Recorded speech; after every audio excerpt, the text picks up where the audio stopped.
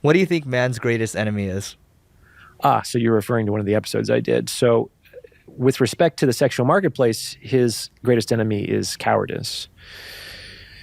And a lot of men are becoming increasingly afraid of women for a number of reasons.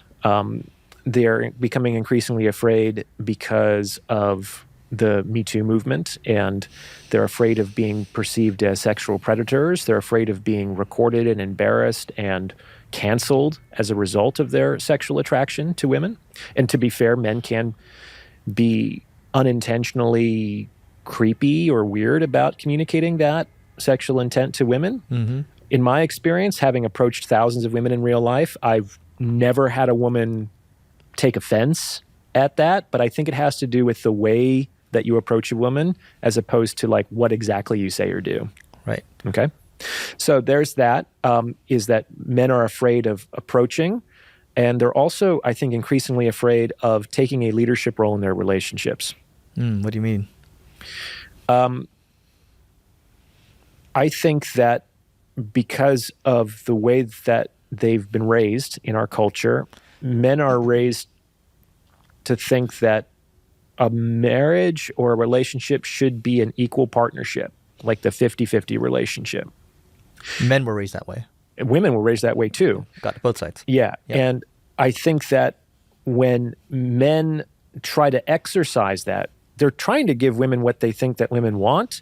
When they are like deferential, it's like, oh, it doesn't really matter to me. What do you want to do? Or let's discuss this. A lot of women actually want a man who is leading the relationship on some level because they want to be able to look up to that man.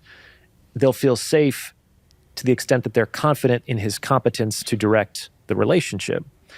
Not all women, but a lot of women. And when men are afraid of stepping into that legitimate authority or leadership, not because they're necessarily men, but because they are competent and they have experience and they know what they're doing, they can have better outcomes.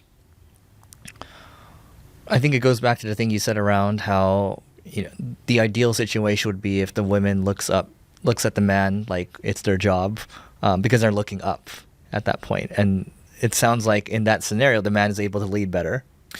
Yeah, the problem comes, in my opinion, where the argument is the man should just be in charge by virtue of the fact that he's a man.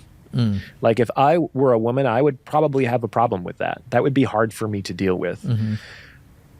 I think one of the ways to kind of approach this is to understand that like the person who knows should lead.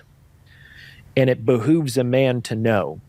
On some level, a woman isn't going to choose a man who is incompetent. Right. Do you understand? Right. So men are incentivized by women's sexual selection criteria to be competent, to be confident, to develop their leadership potential.